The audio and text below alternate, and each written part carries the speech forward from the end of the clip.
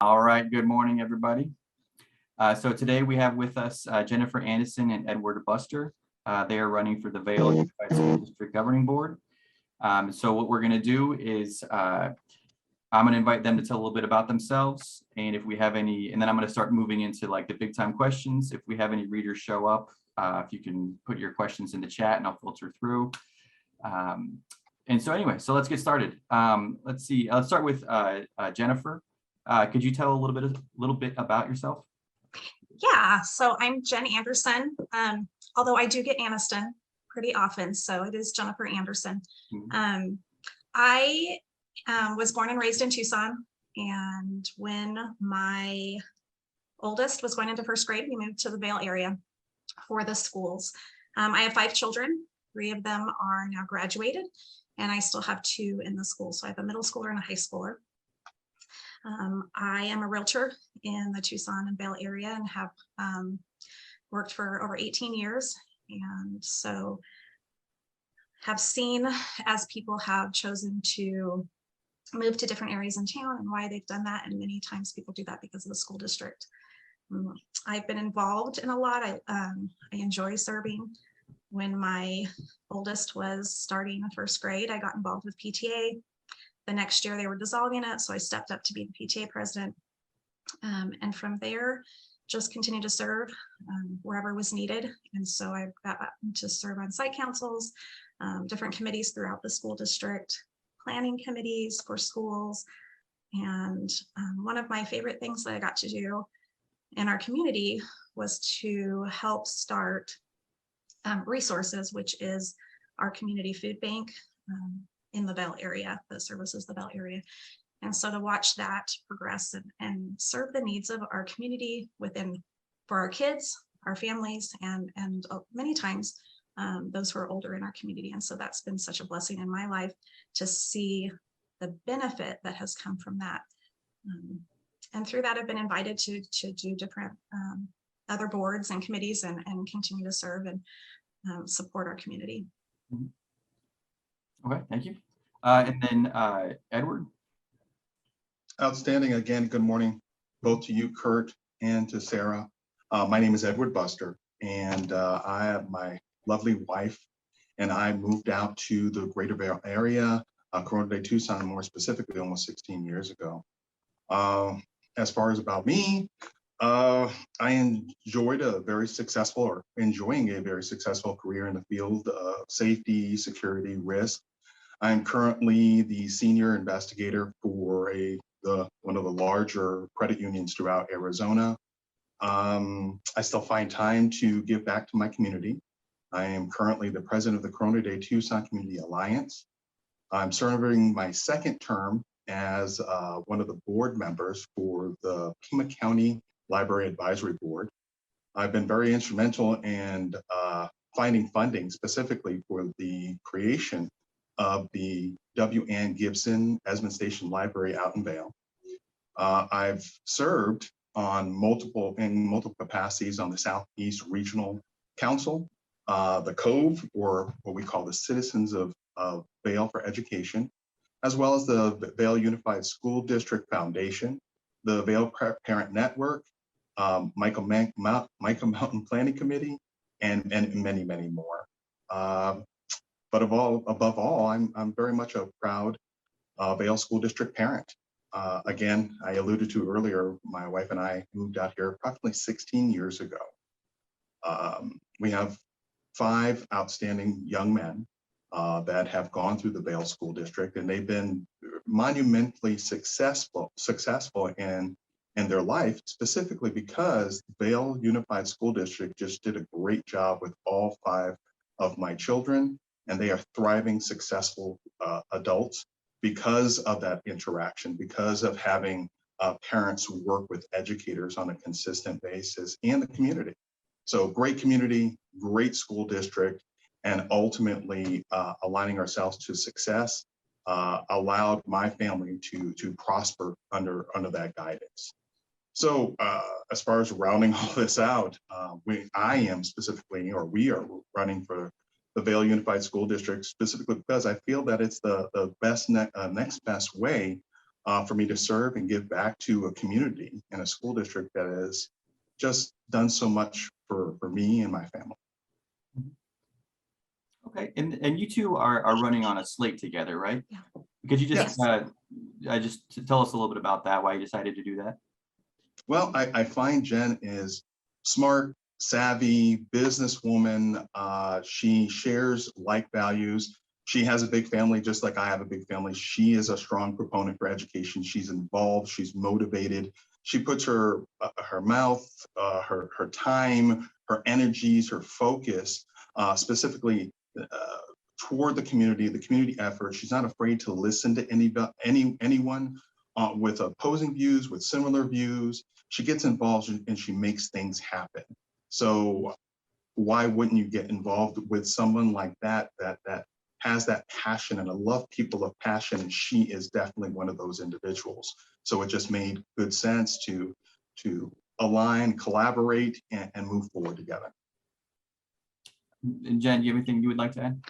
Yeah, I mean, just same for Ed, I hands down wanted to put my name next to his. I've seen what he's done within our community. Those that know him love him. In fact, when I served on the resources board years ago, when I started, that's when I first met Ed, and people just praised him. And he came in, he wasn't on our board, but he was invited in a meeting once that we were talking to other community members who were so involved in, and just his reputation and seeing what he has done is how I first knew him. And then just getting to know him more, and just that our values align with how we feel and our love for our community, and serving and helping kids and families. So yeah, so thanks. All right. Okay, so I'm going to get into some of the issues that come up in our letters to the editor. Right, so school boards, education is always a big issue. We have state level stuff going on. We have more on the ground controversial things happening as well. But I wanted to start with one of the big ones for the state of Arizona is vouchers. So in the most recent legislative session, they greatly expanded vouchers. And I wanted to get your take on that, and how do you think that's going to impact the school district, and what would you do about it? So let's start with Jen. Okay. So I would love to know how it's going to affect our school district. Obviously, we don't know yet. I don't feel like it's going to affect us too much.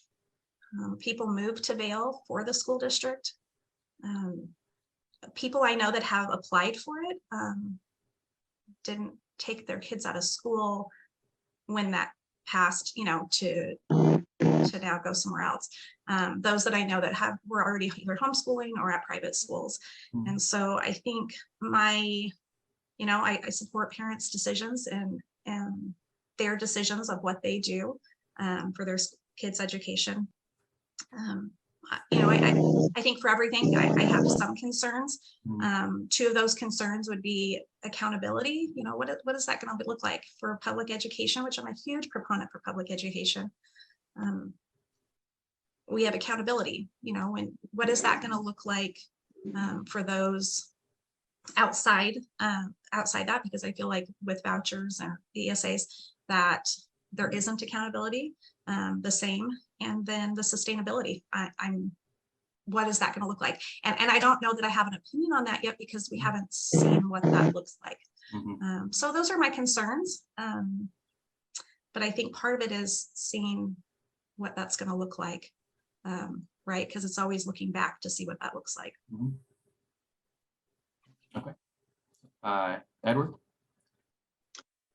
For me, I very much like Jennifer's comments. I mean, specifically with school vouchers, ultimately it's going to come down to choice. We give individuals the opportunity to choose, which is always going to be phenomenal. I know that this is ultimately going to come down to taxpayer money. So as a tax-paying citizen, like Jen, I'd like to see where that accountability is, but we're not going to see that till the after effect. These are tumultuous times.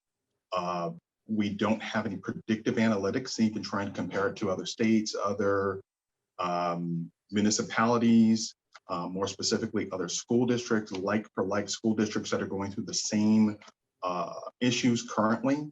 But I am a strong proponent specifically for public education. Otherwise, I've had the opportunity in the past it's more specifically with my specific children, because in the military, I served 20 years in the United States Air Force. So my kids had the opportunity of having a DOE education, a private schools. They attended private schools as well as public schools around the world.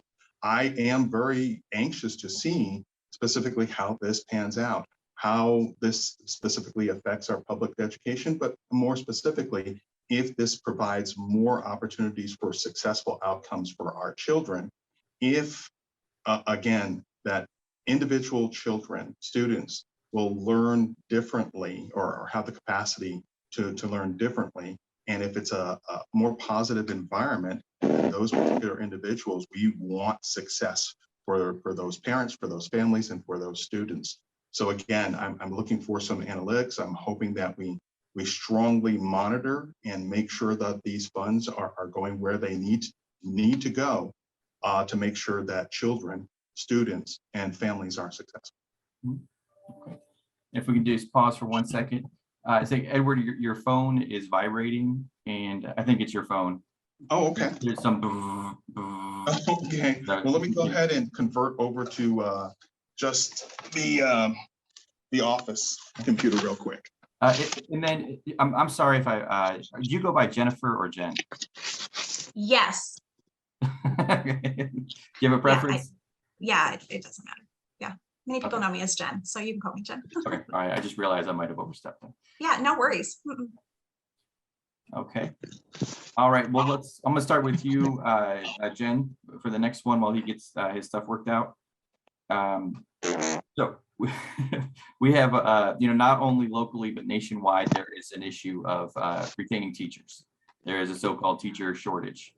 And so I wanted to know, if elected, what would you do to make sure that the Vail School District has enough teachers? Obviously, this is a concern for all of us, and I think as parents, it's probably one of our biggest concerns.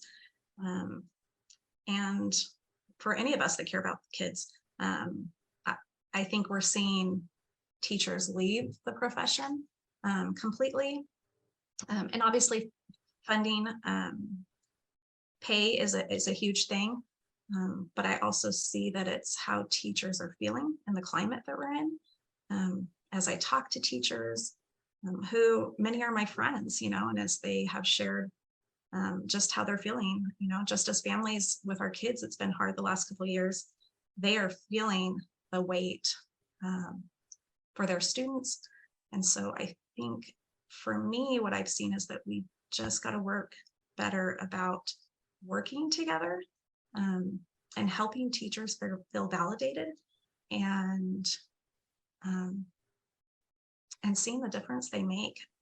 For me, I try to reach out to my kids' teachers and talk to them and just let them know the good that they're doing. I remember when my oldest was in middle school, I don't remember the situation. And of course, we're new to middle school. And I emailed one of his teachers. And today I don't remember what it was about, but I just said, thank you. Thank you for whatever the situation was that made a difference for my son. And her response was, Jen, thank you, because these are not the emails I get. And so how do we balance that, as parents, being a voice for our children and helping our children be a voice? But I think that affects what that looks like for teachers. And so I don't, sorry. Oh, I was saying, and I don't think it's just teachers. I mean, we are struggling hiring, in so many professions. One of our struggles right now in our district too is bus drivers. And our district is working really hard to create programs to retain bus drivers. So we can talk about teachers, I'm saying bus drivers, but it's all staff. How do we retain and help them? And I think it's also having a board that's going to work together and that they're going to fill this contention that we've felt, this divisiveness that we've felt the last few years, with strong opinions on all sides, from what parents feeling just in different ways, just coming together and working through some of this, I think will also help teachers and staff overall also. I mean, there's been some ideas thrown out, like, hiring the third-party teachers or making substitute teachers more permanent. I've even heard about getting college students who are studying teaching to take on a role in districts. Are there any of those like specific things that you would support? Well, I think all districts are looking at ways, and I know our district has too. I also believe in our teachers, and our teachers went to school. I didn't go to school for education to teach, and I am grateful for qualified teachers that teach my children.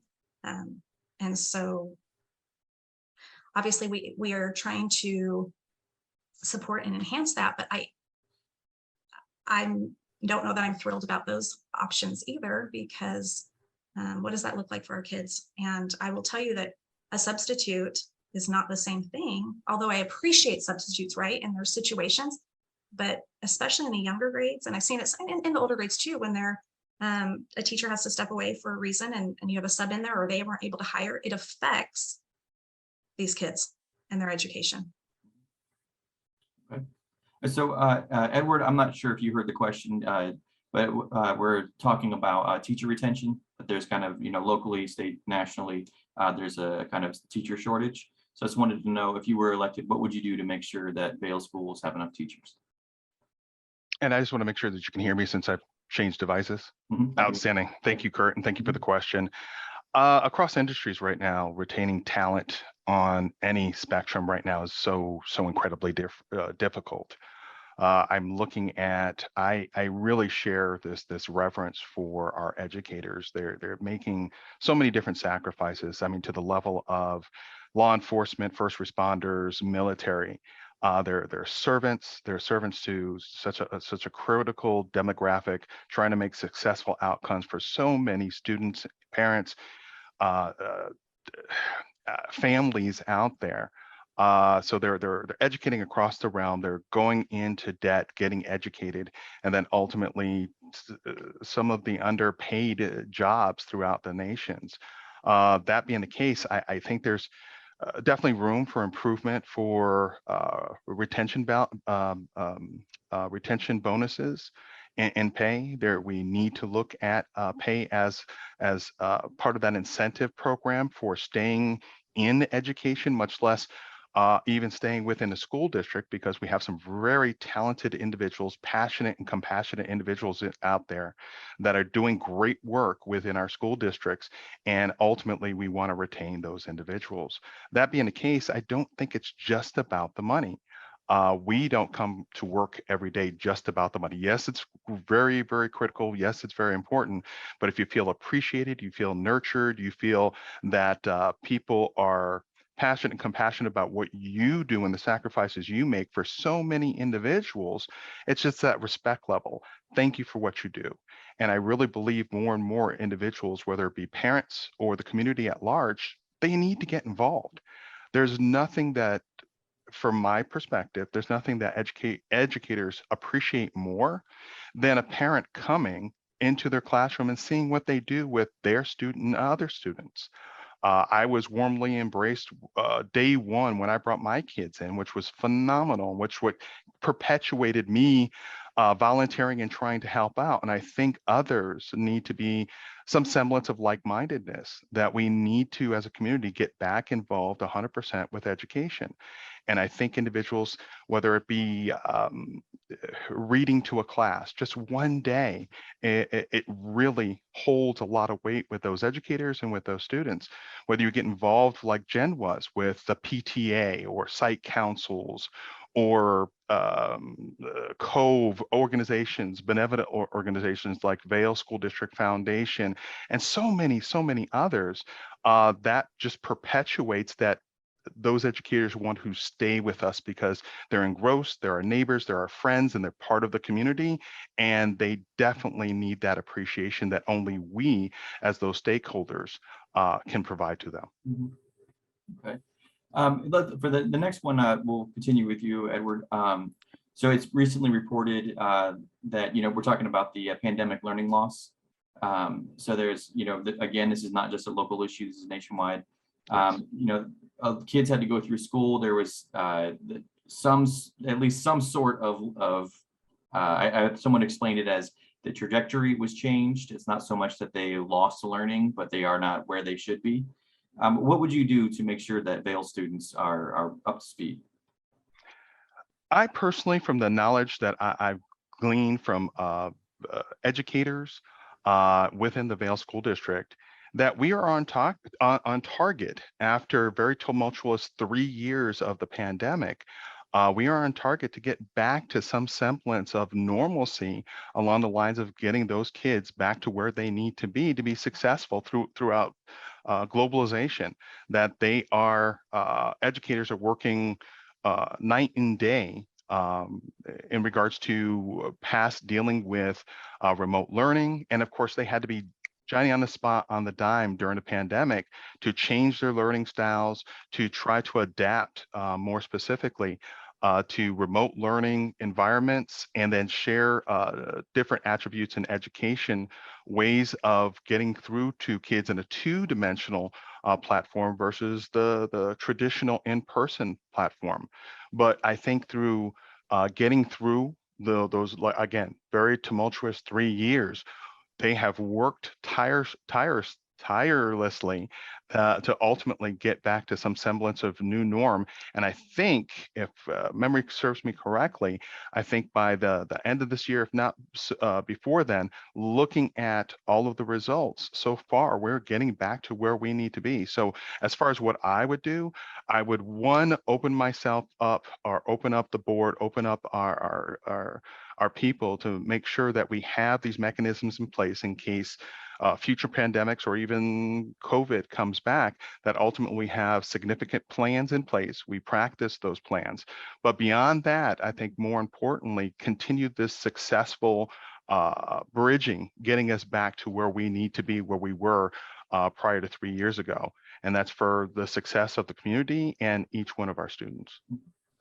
Okay. And Jen?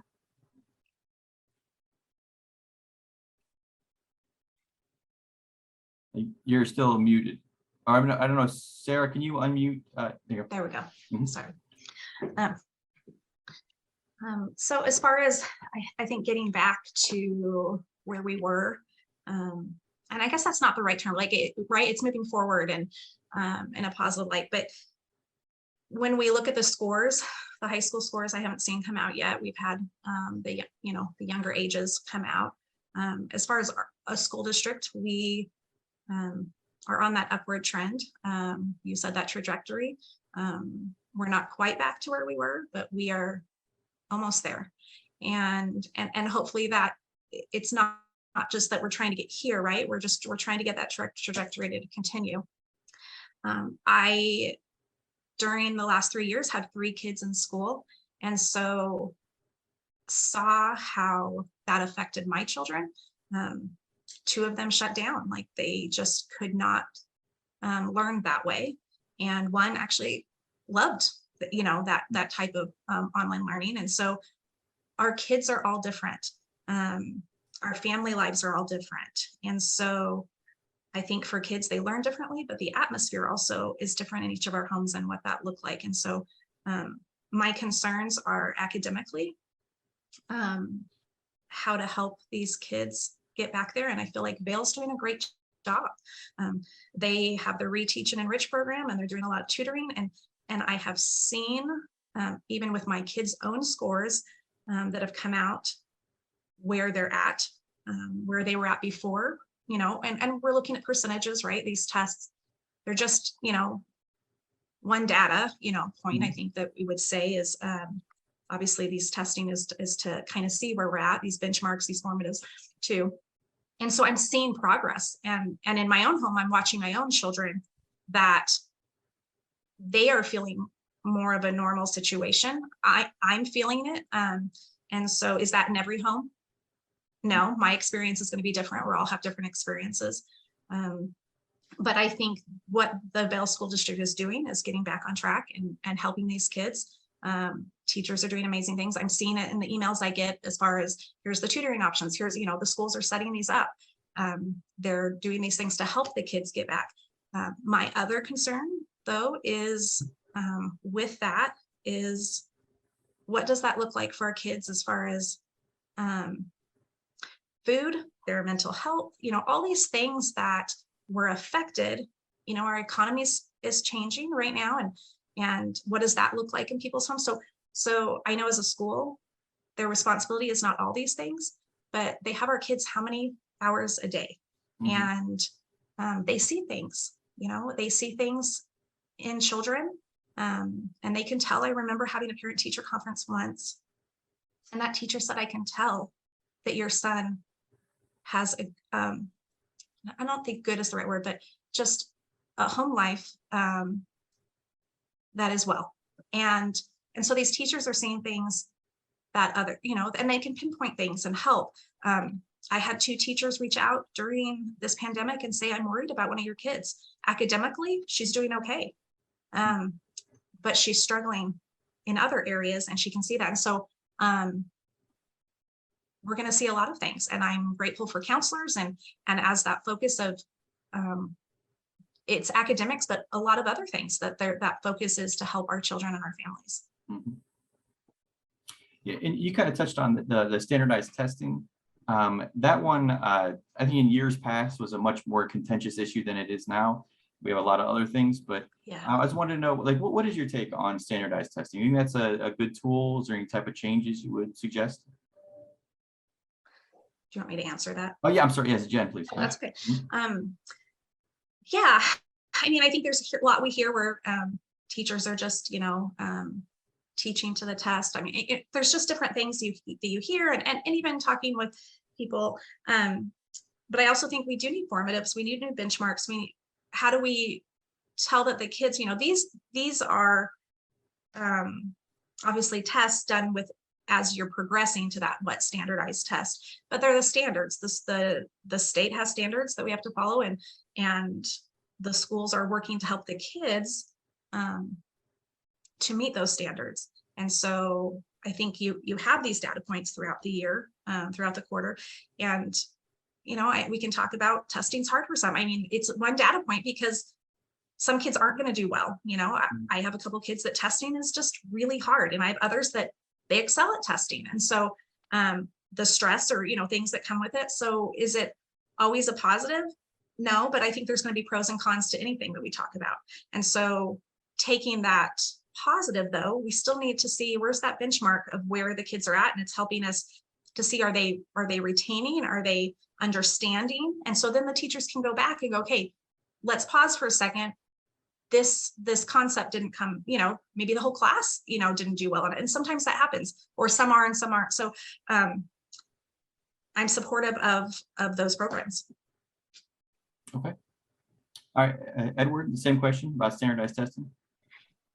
I've had the opportunity in a past life while I was working for the United States Air Force to be an educator.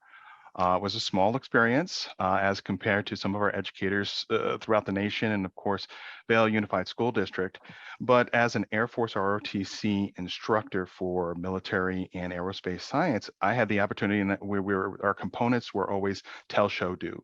You tell an individual what to do, you show them how to do it, and you watch them do it. And I see those components specifically in this particular education process. However, not everybody learns at the same rate. Not every individual, every student learns the same way. So although I support that adage, specifically because you cannot build any metrics around anything to gain additional funding, gain additional resources, specifically for a school district or any one of the programs, without those metrics, it's not congruent to put before anybody to gain those additional funds that are particularly warranted or needed by a school district. But ultimately, we still need to have that flexibility so that we reach every student. We make sure that we nurture those students so they get the information that they need. And so if there's flexible plans and means of education by other individuals out there that have better plans, we need to reach those students. So yes, I do support it, but ultimately I am on the side of gaining other apertures, other programs, other projects and sophistications, so that ultimately every student, no matter where you are in the pecking order, The bottom line is when they leave school with that piece of paper in hand or from one grade to the next, they've gotten the education that they need to successfully meet that next milestone or that next hurdle. Okay, and to continue with you, Edward, we have unfortunately school shootings. You know, this is something that's after Uvalde, it became a really big important issue as it was before, but there's a lot more attention being paid to it. You know, if you're elected, what would you do to make sure that students in Vail are safe when they're at school? First, I want to say this is heinous. I'm really sad that as an old patriot and a veteran that we are experiencing this in our society and throughout the world. I can't think of a more heinous thing than to bring this epidemic to our school system. In the hard light, I lost one of my cousins, a younger cousin, in a school shooting many years ago. It's always been right here in my chest. Ultimately, I've had 30 years between military and civilian life, ultimately having the opportunity to teach active shooter training to just hundreds and hundreds of individuals. Currently, we employ the tell, show, do. We employ the run, hide, fight scenario that many law enforcement government capacities utilize throughout the nation. That being the case, I get the opportunity to speak to law enforcement and other para-law enforcement agencies, as well as educators, and what their take is going forward. So you have to really have those strong heart-to-heart conversations with where the rubber meets the road. And it's ultimately going to come down to parents and educators. Where are we at? Where are we going? What can we comfortably feel good with as a community to encourage individuals that they want to stay in school despite these tumultuous situations, but at the same time to protect our children as one of our most valuable resources. And I think it's going to be education, education, education. We need to incorporate it into our day-to-day activities. And that's not that hard line that we're going to use scare tactics, but it is something that we are up against. And I think through education, we're going to go ahead and get to that level. I am very proud in regards to how Calvin Baker handled it, our current administrator as well, in regards to trying different programs, beta testing multiple different programs. One of the ones that I'm very impressed with is over at Cienega High School.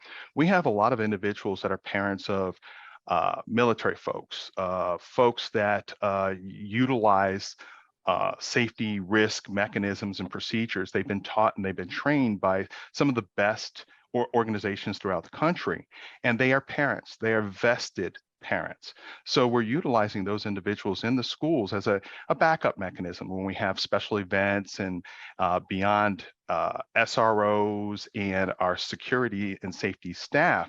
We have these professional individuals that are working collaboratively together to safeguard each one of our students, our facilities, and each one of our educators. And through that collaboration with educators and students, I think we are looking at some very successful outcomes to protect each one of those stakeholders.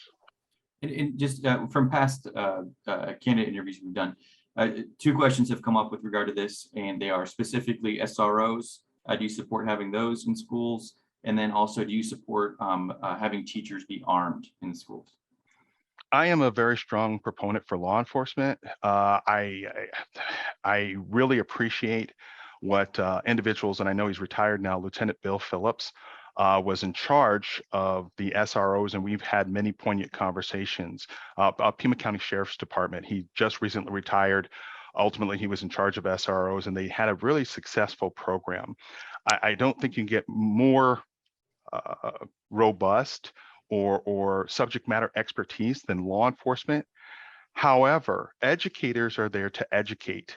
With that, I want them to have that education. I want them to have that knowledge. And I think through that collaboration, having SROs, it gives them, it's in the name, another resource to work with students. They answer questions so that when they need to go, when students need that opportunity to speak to law enforcement right there and then with whatever question that they have, it's nice to have that subject matter expertise firsthand for, again, not just students, but definitely primarily students, staff, educators, administrators. I definitely support that program, and I think we should continue to move forward with it, but it's a collaboration again. Our security staff that are on premises, they're a valuable tool and resource. Our educators becoming educated on world events and how to de-escalate situations, much less if they ever needed to employ those resources, those trainings. I think they should be trained in those particular apertures. But at the end of the day, it's going to be up to those individuals when the time comes to plan, to test the plan, to go through those particular procedures on a regular and consistent basis to make sure that schools, educators, and most importantly, our students are safe. So I am in full support of that portion of education for everyone across the board. All right, and Jen, how would you keep students safe? And if you could also address the SROs and arming teachers. Yeah, and I'll just add a little bit just because to me, Ed has shared much of, we discuss and how we feel. This summer, our district did a comprehensive safety review of all the campuses. We have there's 23 schools in Vail for external and internal communications. And so I'm grateful for that.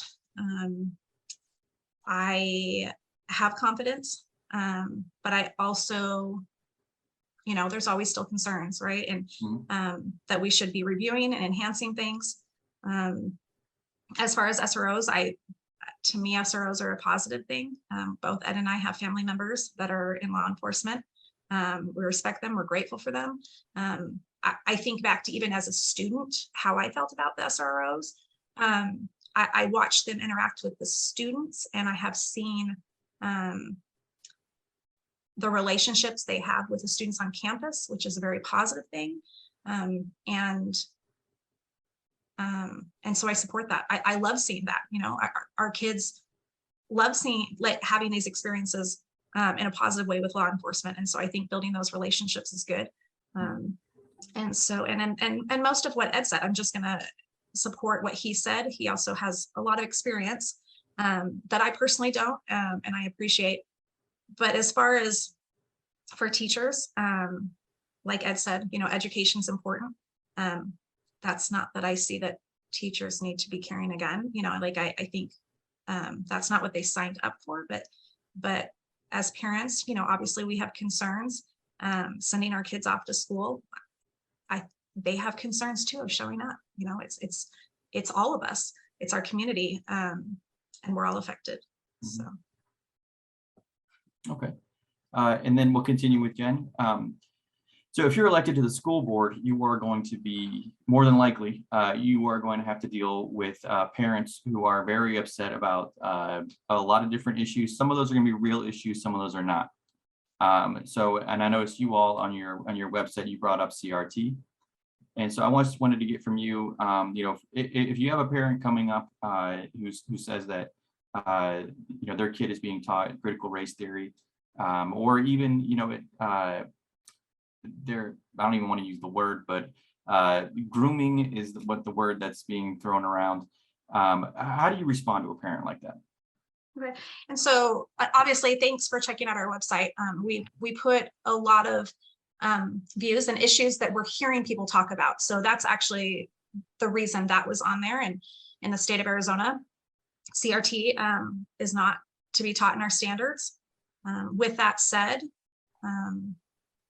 there are parents that are concerned about it. Obviously, I hear people all the time within our community have different views on it. If they feel like it's being taught, tell me. Many times as we have been campaigning and talking to people, I have asked them, what has been your experience with that? Are you seeing it within our school district? And I don't have an experience that anyone has shared with me yet, like personally that could pinpoint, hey, this was happening. Now, I'm not going to say it wasn't. And some, they're like, well, we're we're just hear it and we're concerned about it coming to our district. And so, I mean, my answer to that is it's not part of the standards. It's Arizona statutes that we're not to teach CRT. I mean, that's my answer to that. If there's concerns, people, I would hope people come talk to us, and they will, right? Because people have concerns about things. And so parents want to know that we are teaching the standards and that transparency of what is being taught. Okay, Edward, same question. I couldn't concur with Jen more. At the end of the day, we're a nation of laws. It is not the law for Arizona, and critical race theory should not be taught in any classroom in any area of academia throughout Arizona. The bottom line for me is we have our history. We have a very robust, beautiful American history. And those individuals, this is America. If you want those particular attributes taught, then ultimately you need to contact your government and rally your government. But right now, at this moment in time, it is not the law. It will not be taught in the schools.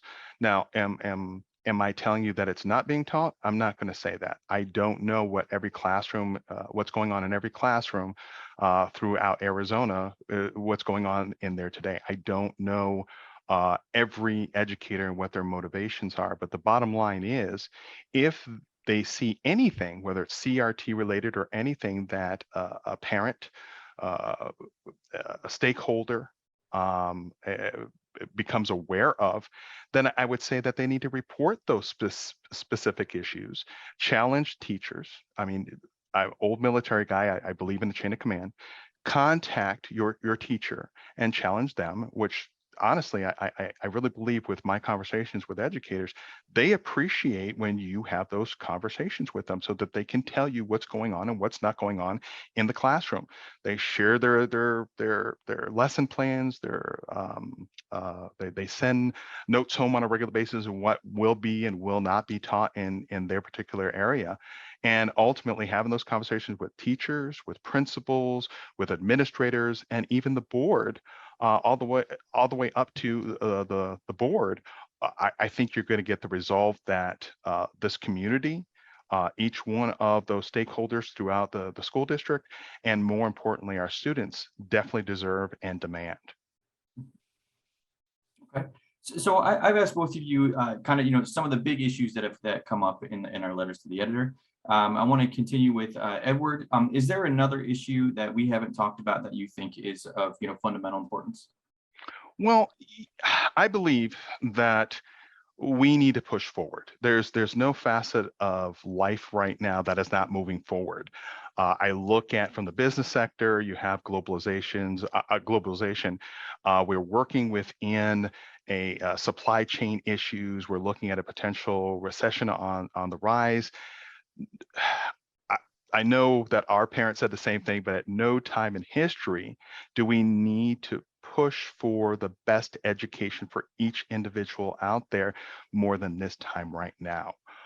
That being the case, as far as resources, dealing with technology, obviously my issues earlier, but the bottom line is that we need to have smart, savvy individuals coming out of high school or college that have a robust skill set, soft skills, hard skills, but today more than ever, technology is just perpetuating at a pace that our young people need to keep up with. So we are dealing with scarcity. There's only so many dollars out there allocated to to education. I think developing partnerships, more specifically with private business, will yield those successful outcomes. It's good for the school. It's good for each one of the students. It's good for the parents. It's good for stakeholders that are worried about that don't have any kids in the school district, but they want the best to stretch that dollar as that tax dollar as much as you can stretch it out. Dealing with those or creating those great partnerships with private industry allows us to utilize their technology, get those young people up to a sophistication. So when they enter the workforce, we have solid, great, successful workers for those particular employers. I think it's a wonderful opportunity. My sons had that opportunity to work with through Senior Exit Project, which is kind of unique to Vail, as I understand, kind of a little mini internship, and then they have to provide a report. Seniors have to provide a report on what that interaction was like, but utilizing all those resources that are available through private industry to bring up that level of sophistication, share those ideals and processes and procedures so that they have a better understanding of what the commitment is and what they need to rise to within their education career so that they have the most successful life going forward.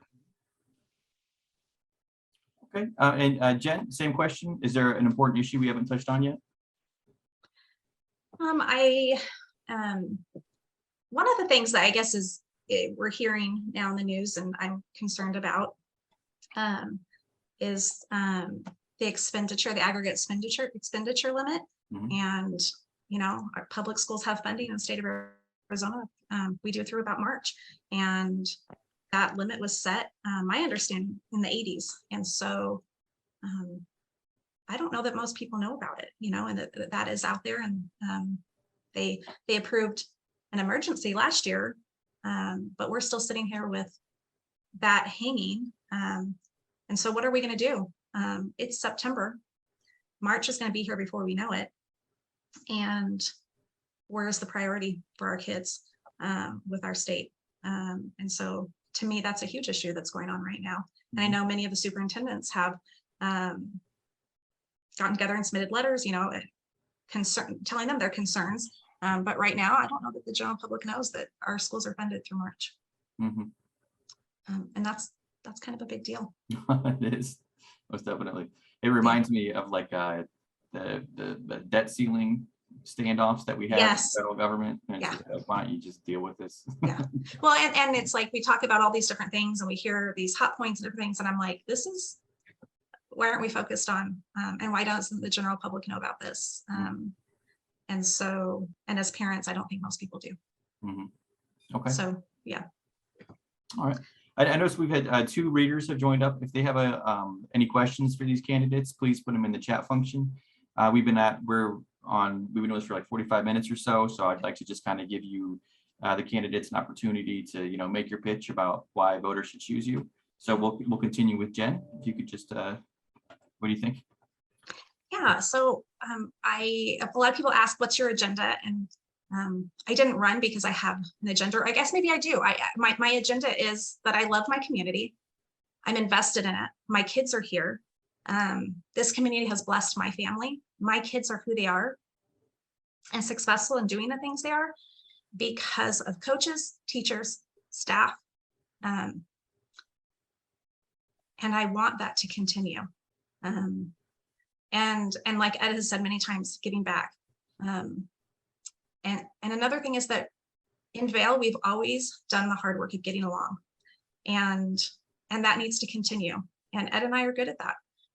We're good at reaching out and working with those of differing opinions. And that's not always different opinions of myself, but working collaboratively with groups of people that all together we have different opinions, which is who we are, right? Our community, we all have different life experiences and have different views on things because of that. And so I don't pretend to think just because I personally see something that someone else's experience perspective is wrong because of that. And so my goal is to do the hard work of getting along and to continue to move forward in a positive way and to not tear down, but to build up. That's what I teach my kids. I send them out into the world that way. I send them to school, and those are the skills that I'm teaching them. And it's who I want them to be able to critically think in all settings of their life and work with people. And so I truly believe in building up. So, thank you. Thank you. All right, Edward. Well, I want to say that we really are proponents for the community. And I know that has been a repeated statement throughout this interview. Vote for us.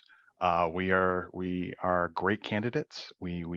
I really have to applaud all the candidates because sometimes it's very difficult to go before people and share your ideas and share your views, whether it be similar or opposing. So I respect every candidate that has risen to the occasion, specifically for this, and especially being nonpartisan and other entities trying to make it partisan. But the bottom line is we are here for the kids. And I know the adage has always been for Vail School District that education is a community effort, but I want to take that one step further. Community is a community effort. We all need to be involved in this process of making our communities the best. And one of the primary roles in that is making sure each one of our school districts, including our Vail Unified School District, is the best. And I believe that we are the best candidates for that. So I implore individuals to get out in November and do your due diligence. I implore even if you're not voting for Anderson and Buster, I implore you to get out there, do your due diligence, do the research, and vote for the best candidate that you believe is going to represent you, represent our community, and represent each one of those wonderful students out there throughout the Vail School District. So again, our contact information is right there. Mhm. And again, that's Anderson and Buster for Vail Unified School District. You can find us on Instagram and Facebook. We have our own website at Kurt, as you alluded to earlier, and we hope to gain any other questions that your readership or you, and sincerely appreciate you, Kurt, appreciate Sarah for reaching out to us. Huge thanks to the Daily Star for putting on this particular event. And thank you all those individuals that are watching today. So get out there and vote. Thank you. All right. Well, thank you both for taking the time to come talk to us and for answering our questions. I very much appreciate that. We are going to wrap up here. We have at the Star, we've done a lot of interviews in the last several weeks for the legislative candidates, congressional candidates, school board candidates. Right now, this is our last one that we have scheduled. So if there are any readers who are watching this and they think, man, you really got to do this other race, please let us know. With that, I will call us. We're done. Thank you so much for taking the time. Thank you. Thank you. Reach out anytime. Will do. Yeah. All right.